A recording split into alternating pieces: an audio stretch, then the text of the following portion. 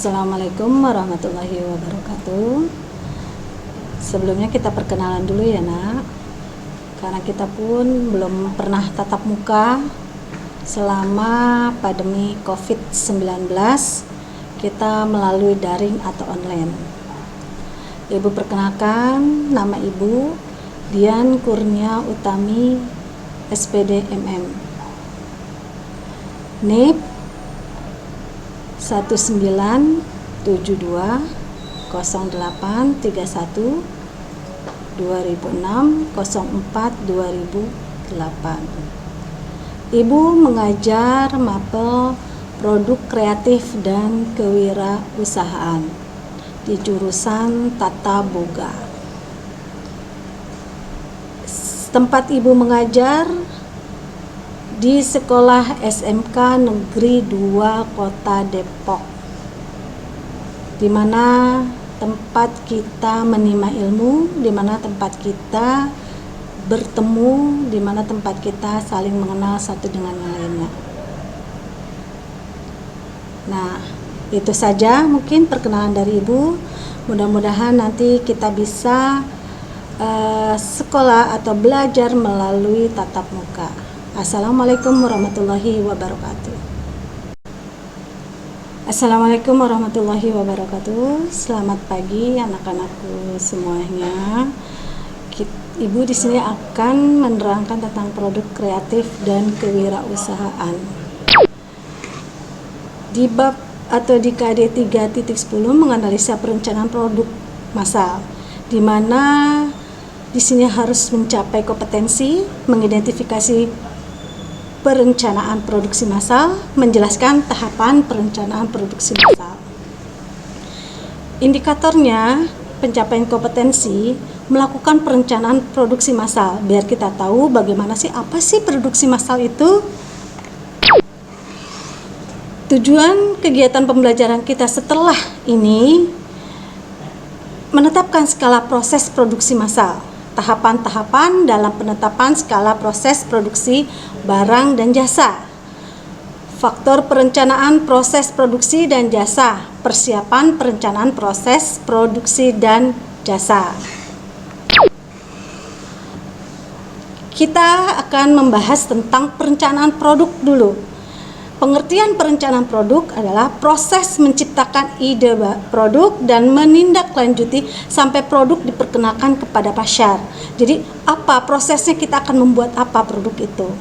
Sampai idenya kita tuangkan dan menindaklanjuti sampai produk diperkenalkan ke pasar. Ke pasar itu maksudnya diperkenalkan oleh konsumen. Definisi spesifik yang berhubungan laba dan bisa digunakan untuk kinerja usaha pengembangan produk. Kualitas produksinya, bagaimana kualitas produk pada akhirnya akan mempengaruhi pangsa pasar dan menentukan harga yang diinginkan dibayar oleh pelanggan. Yang namanya konsumen, pelanggan itu ingin produk yang berkualitas, walaupun itu mahal tetapi bagus. Selanjutnya, biaya produk. Biaya produk menentukan berapa besar laba yang dihasilkan oleh perusahaan pada volume penjualan dan harga penjualan tertentu. Nah, di sini biasanya kalau kita akan mendapatkan laba, tentunya kita harus tahu dulu volume penjualan dan hasil penjualan tertentu setiap harinya, setiap minggunya, atau sebulan sekalinya, atau berapa untuk kedepannya.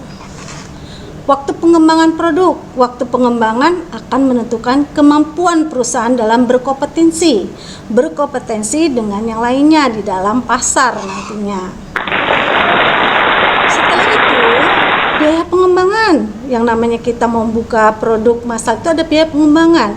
Biaya pengembangan biasanya merupakan salah satu komponen yang penting dari investasi yang dibutuhkan untuk mencapai profitnya. Di mana profitnya, maka biaya pengembangan harus disiapkan, harus kita adakan.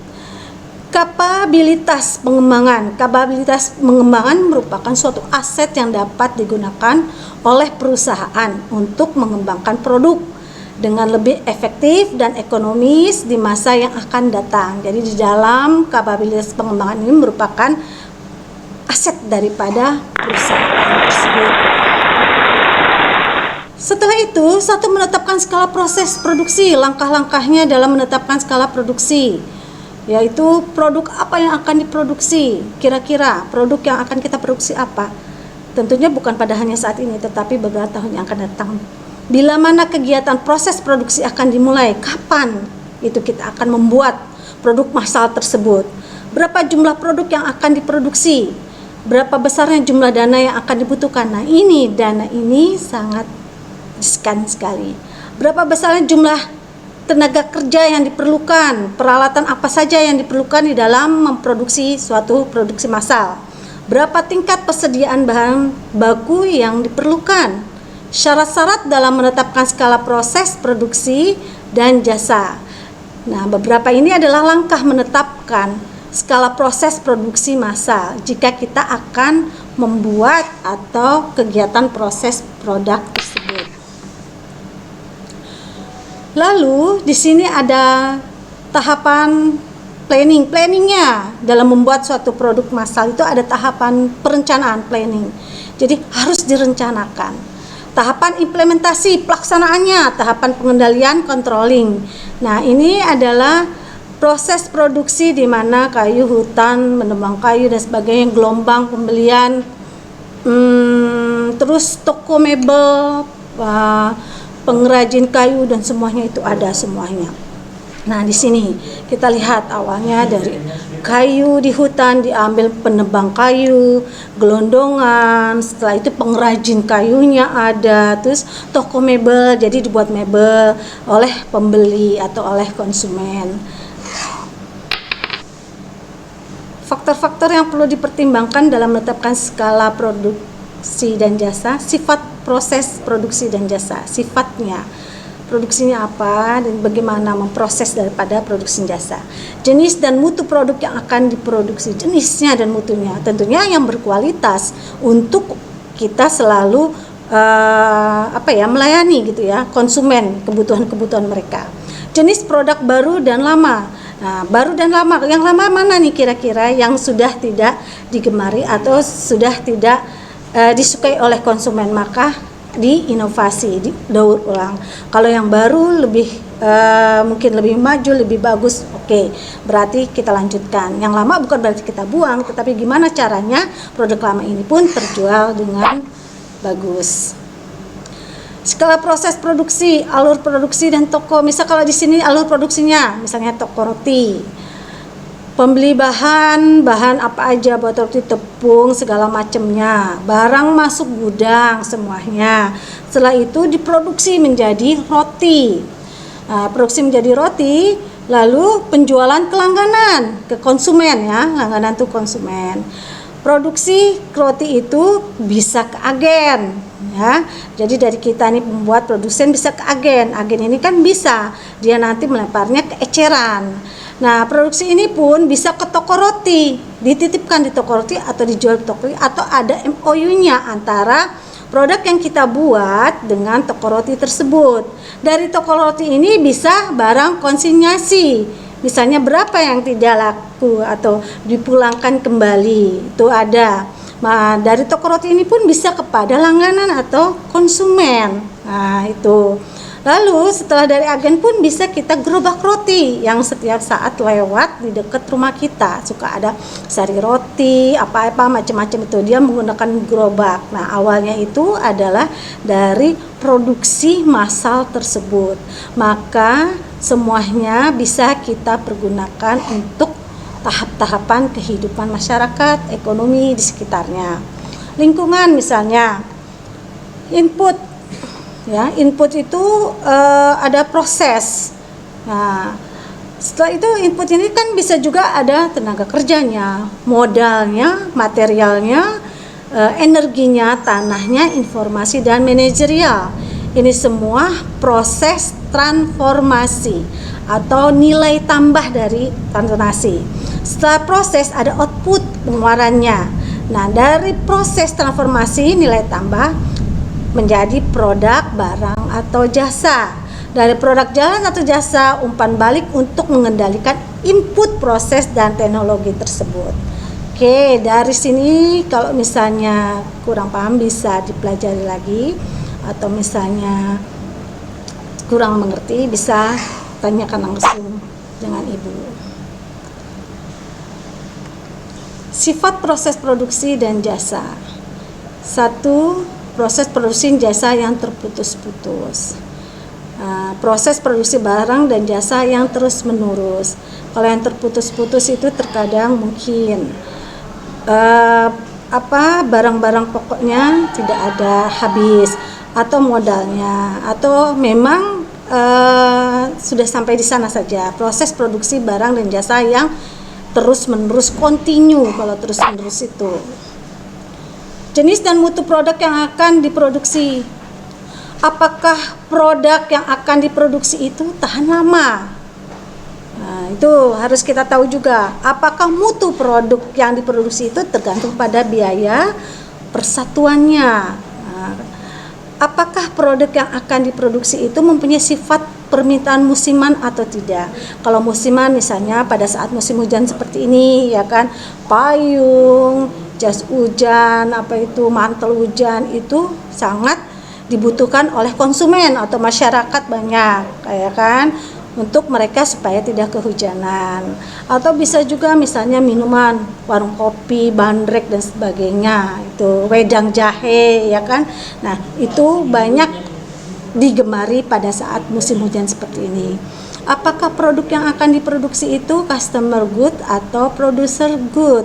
Jadi kita lihat dulu mana yang dibutuhkan. Kita mau buat ini kemana gitu loh, ke apa. Produk yang akan diproduksi misalnya dalam kemasan, ya, dalam kemasan untuk ada kadaluarsanya. Nah, ada kadaluarsanya sampai berapa tahun atau sampai berapa bulan, itu ada kadaluarsanya. Dan yang kedua, dia dikemas. Dikemas itu kita sudah tahu juga sampai mana ini kira-kira produk yang akan kita buat ini. Lalu misalnya ada makanan, roti paling benar mungkin 3 hari 4 hari, ya kan.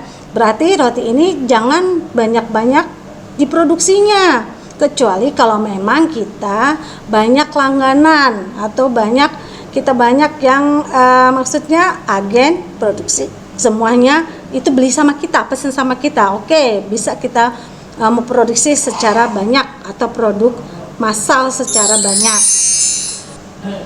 Jenis produk baru dan lama, lokasi. Apakah perusahaan perlu berdekatan dengan sumber-sumber bahan baku atau dekat dengan pasar konsumen? Perlu. Kalau habis barang bahan bakunya, maka dia bisa membeli di pasar, ya kan, pasar konsumen. Nah, perusahaan berdekatan dengan sumber bahan baku, iya harus, atau berdekatan dengan konsumen. Sebenarnya sih kalau dengan pasar konsumen itu iya juga, tetapi setidaknya terkadang produk kita itu bisa terkenal dengan masyarakat adalah dari mulut ke mulut. Berapa jumlah produk yang akan diproduksi, ya, berapa banyak misalnya, berapa yang dibutuhkan. Nah, itu harus ada. Bagaimana sifat permintaan terhadap produk, apakah musiman atau sepanjang masa. Nah, kalau musiman yang tadi, misalnya musim hujan, payungnya. Kalau sepanjang masa apa yang setiap saat dari tahun ke tahun itu selalu dibutuhkan oleh konsumen. Tahapannya pada penetapan skala, routing, scheduling, dispatching, dan follow up.